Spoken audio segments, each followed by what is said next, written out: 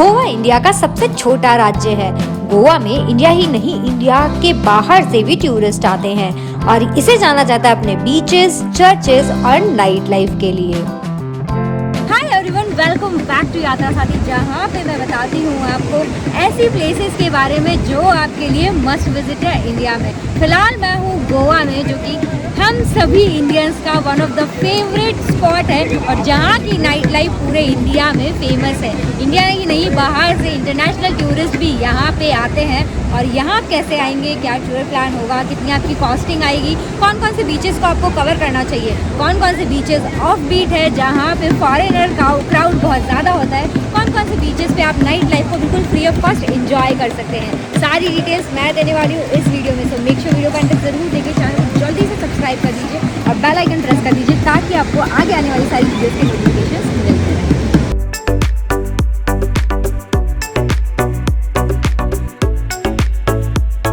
Let's talk about how to reach Goa.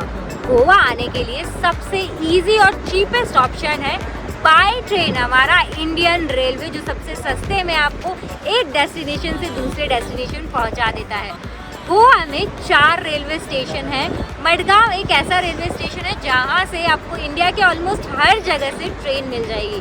लेकिन अगर आप सर्च कर रहे हैं नियरेस्ट रेलवे स्टेशन, थिविम जो है वो सबसे पास पड़ता है, यानी कि अगर आप कनेक्टिविटी देखना चाहेंगे तो मडगांव कर लीजिए। सबसे पहले अगर आप ये डिसाइड कर लेते हैं कि आपको नॉर्थ गोवा ही आना है तो आप सर्च कीजिए थिविम के लिए। अगर आपके डेस्टिनेशन से थिविम तक की ट्रेन है तो वो बुक कर लीजिए, अदरवाइज मडगांव या वास्को डी गामा आपके पास में ऑप्शन है।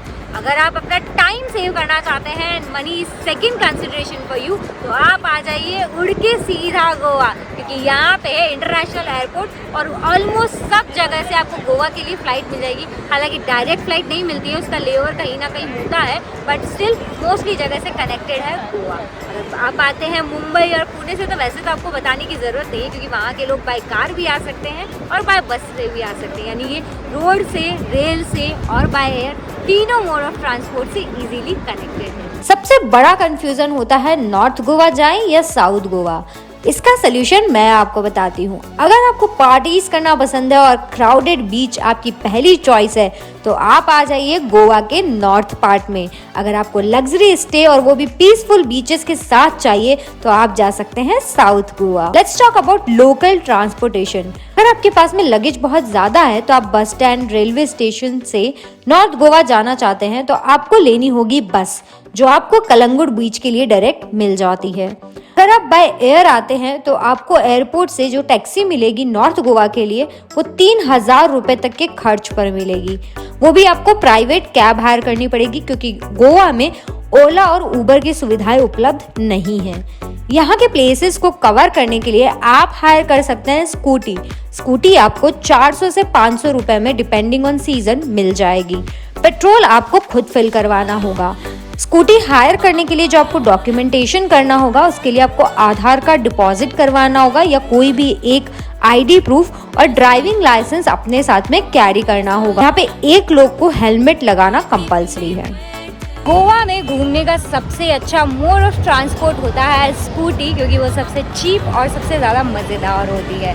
लेकिन स्कूटी में भरवाना पड़ता है पेट्रोल, और जिसके लिए आपको ढूंढने पड़ते हैं फ्यूल स्टेशंस। और जहाँ पे अभी मैं हूँ और बहुत ज़्यादा रश अभी पीछे दिख रहा है, बिकॉज़ बहुत कम डिस्टेंस पे आपको मतलब ये मिलेगा, आपको ढूंढना पड़ेगा। और मुझे भी यहाँ तक आने के लिए ऑफ रूट आना पड़ा, मतलब जिस रूट से मैं जा रही थी उस रूट पे कोई फ्यूल स्टेशन नहीं था नियर बाय, इसलिए मुझे थोड़ा सा दूसरे रूट पर आकर पहले फ्यूल फिल करवा कर और उसके बाद अब निकलना पड़ेगा। Now let's talk about the places which you need to explore in Goa. बागा बीच, जो कि है गोवा का सबसे फेमस बीच, जहाँ पे फ्री में पार्टीज होती है और जहाँ की टीटोज लेन हर किसी की नाइट का पार्ट बन जाती है। बागा बीच जिसे जाना जाता है पार्टीज के लिए, स्पेशली फ्री पार्टीज के लिए, वहाँ पे फिलहाल कोई पार्टी नहीं हो रही है क्योंकि रात के बज गए हैं 11। और पिछली बार जब मैं यहाँ पे आई थी तो बहुत शोर था, बहुत गाने बज रहे थे, रात के 2-3 बजे तक हम सब लोग पार्टीज करते थे, मस्ती करते थे। बट अब रूल्स बन चुके हैं जिसके बाद में 10 बजे के बाद में यहाँ पे सॉन्ग्स बिल्कुल भी नहीं बजते, क्योंकि आसपास में थोड़े रेजिडेंशियल एरिया है जिन्होंने शायद कंप्लेंट्स की होगी, और वैसे भी ये मतलब देखा जाए तो सही है। 10 बजे के बाद में यहाँ पे सॉन्ग्स बिल्कुल बंद हो गए हैं, तो आप 10 बजे के बाद में सिर्फ यहाँ की बीच की कामनेस को एंजॉय कर सकते हो और 10 बजे से पहले यहाँ पे पार्टी कर सकते हैं। नेक्स्ट फेमस बीच है वो है कलंगुट बीच, जो आपके होटल के स्टे के लिए भी बेस्ट ऑप्शन रहेगा अगर आप नॉर्थ गोवा में अपना स्टे प्लान कर रहे हैं। कलंगुट बीच पे ही वाटर स्पोर्ट्स होते हैं और यहाँ से बागा बीच का डिस्टेंस सिर्फ 1 किलोमीटर का है, जो आप वॉक करके आसानी से तय कर सकते हैं। उसके बाद आता है कैंडोलिम बीच, जो कि नॉर्थ गोवा के one of the famous beaches में से एक है। बाद आता है नॉर्थ गोवा का सबसे प्यारा और सुंदर बीच बोले तो अंजुना। अंजुना बीच कलंगुट से 8 किलोमीटर के डिस्टेंस पे पड़ता है और यहाँ पे रात में बहुत कम क्राउड आता है और वेव्स बहुत ऊंची ऊंची होती है। उसके बाद आता है वेगेटर बीच। अभी मैं आ गई हूँ वेगेटर बीच पे, जो कि वन ऑफ द ओल्डेस्ट बीच में से एक है और यहाँ की जो वेव्स है वो काफ़ी अच्छी है और बिल्कुल समतल, जिसे आप बोल सकते हैं कि मतलब नॉर्मली बीचेस थोड़े डाउन साइड या अप साइड होते हैं, बट यहाँ पे जैसे ही आप चलते जाएंगे और डायरेक्ट समुद्र के अंदर पहुँच जाएंगे, कुछ इस तरह से बीच बना हुआ है। यहाँ पे वाटर स्पोर्ट्स भी होते हैं, मतलब अगर आप वाटर स्पोर्ट्स करना चाहते हैं तो यहाँ से कर सकते हैं। उसके अलावा यहाँ का जो टॉप व्यू है वो ऊपर से दिखाई देता है, जिसके लिए आपको दूसरे रास्ते से जाना होगा, वहाँ पे बैठ के आप चिल भी कर सकते हैं। यहाँ पे प्रॉपर जैसा बना हुआ होता है कि बहुत ज़्यादा अम्ब्रेलाज लगे हुए हो, शेड्स लगे हुए हो, वैसा कुछ नहीं है, बहुत कम वैसा स्पेस है। तो आप यहाँ आए, यहाँ नॉर्मली लोग जो भी आते हैं वो या तो वाटर स्पोर्ट्स के लिए आते हैं या फिर सी बाथ लेने के लिए आते हैं। गोवा को बीचेस के बाद जाना जाता है पार्टीज के लिए, क्योंकि यहाँ पे होती है फ्री पार्टीज। अगर आप फ्री पार्टी करना चाहते हैं तो बागा बीच पर चले जाइए। यहीं पर है टीटोज और मैम्बोज, जहाँ बहुत ज़्यादा लोग आते हैं, क्योंकि ये है बहुत ही पॉपुलर पब। कसिनोज भी बहुत पॉपुलर है और उनमें सबसे पहला नाम आता है बिग डैडी का और उसके बाद में डेल्टीन कसिनो है। अगर आप वीकेंड पे जाते हैं तो आपको कसिनो के लिए थोड़े से हाई चार्जेस पे करने होते हैं।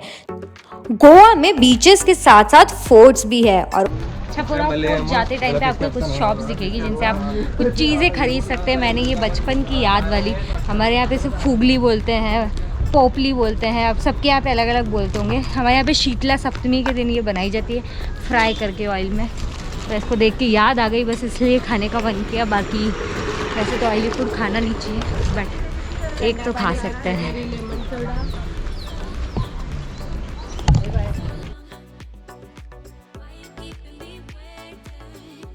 छपोरा फोर्ट, वैसे तो हम जितने भी फोर्ट्स में जाते हैं वहाँ पे कुछ ना कुछ एंट्री फीस ज़रूर होती है, लेकिन यहाँ पे किसी तरह की कोई एंट्री फीस नहीं है।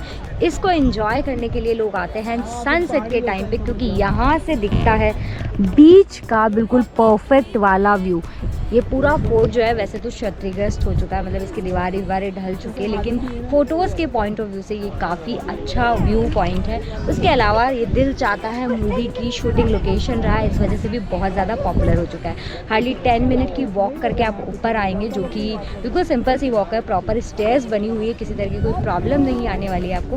बस आप वॉक करके ऊपर आ जाइए और व्यूज़ को एंजॉय कीजिए। आप चाहे अपने पार्टनर के साथ आ रहे हैं, फ्रेंड्स के साथ आ रहे हैं, जिसके भी साथ आ रहे हैं, आप यहाँ पर बिल्कुल आराम से आ सकते हैं। किसी तरह के कोई भी आपको रिस्ट्रिक्शंस को फेस नहीं करना पड़ेगा। नीचे बस अपना 2 व्हीलर पार्क कीजिए, 4 व्हीलर से आ रहे तो 4 व्हीलर पार्क कीजिए और एंजॉय कीजिए इन प्यारे प्यारे व्यूज़। आज का मौसम बहुत अच्छा है और अचानक से चेंज हो गया है, क्योंकि गोवा में धूप नहीं है। गोवा में धूप नहीं है तो समझ लीजिए आपका दिवाली का बोनस निकला है, क्योंकि बिना धूप के गोवा बहुत ज़्यादा सुंदर लगता है। रोड्स यहाँ की ऑसम है, मौसम आज बहुत अच्छा है और ऐसे कूल अच्छे वेदर में जब मोदी जी यहाँ पे आ रहे हैं, उसी टाइम पे मैं जा रही हूँ अगवाड़ा फोर्ट, जो कि नॉर्थ गोवा में ही पड़ता है और इसी के साथ नॉर्थ गोवा के ऑलमोस्ट सारे प्लेसेस मेरे कवर होने वाले हैं। So I am super duper excited और वहाँ वैसे एंट्री फीस भी लगती है, तो जाके देखते हैं रिवाइज हुई है या अभी भी सेम प्राइस है। बाकी फ़िलहाल चल रही है हवा से बातें और स्कूटी राइड का मज़ा। अगवाड़ा फोर्ट के लिए ये जो पूरी रोड है इस पर एप्लीकेबल अवेलेबल है, टोल बोल दीजिए या पार्किंग फीस बोल दीजिए, मतलब आप पूरे रोड पे कहीं पे भी पार्क कर दीजिए, आपको 50 रुपीज़ पे करना ही पड़ेगा। यहाँ जैसे ही आप आते हैं आपको यहाँ से 50 रुपीज़ पे करके टू व्हीलर के लिए, मैं आपको जो चार्जेस बता दी 50 रुपीज़ वो टू व्हीलर के लिए, अगर आप फोर व्हीलर लेके आते हैं तो आपको 100 रुपीज़ पे करना पड़ेगा। जो एंट्री फ़ीस है वो 25 रुपीज़ है, मतलब एंट्री फ़ीस कम है लेकिन पार्किंग फ़ीस ज़्यादा है। और मोस्टली आपको जहाँ पे भी आप पार्क करेंगे, चाहे आप सिंक्वेरियम फोर्ट पे जाते हैं तो भी आपको 50 रुपीज़ पार्किंग फ़ीस पे करनी पड़ेगी। मतलब जो पार्किंग फ़ीस है वो थोड़ी सी आपको एक्स्ट्रा लगेगी, बट दैट इज़ फाइन। यहाँ रोड वगैरह क्लीन है, मेंटेन्ड है, और इन्हीं सब के लिए आप बोल सकते हैं कि एक तरह का टोल है जो आप पे कर रहे हैं रोड की मेंटेनेंस के लिए। बाकी भी अंदर जाते हैं और टिकट लेके फोर्ट को एंजॉय करते हैं। तो अगवाड़ा फोर्ट की एंट्री टिकट मैंने ले ली। वैसे स्कैनर कोड का ऑप्शन दिया जाता है, बढ़िया नेट वर्क करेगा तब ना आप कुछ स्कैन कर पाएंगे। तो यहाँ पे क्योंकि इंटरनेट बहुत अच्छा नहीं चल रहा होता तो आपको नॉर्मली लाइन में लगकर ऑफलाइन ही टिकट बाय करना होता है। 25 रुपये का टिकट है। ये टिकट लेके अब हम अंदर चलेंगे। शुरुआती जो रास्ते हैं वो बिल्कुल रेड कलर वाला, जो आपको ईंट का जो रास्ता होता है, जो ईंट की जो धूल निकल जाती है वैसा कुछ दिखाई देगा, पथरीला रास्ता है। बाकी अंदर चल के देखते हैं कैसा है।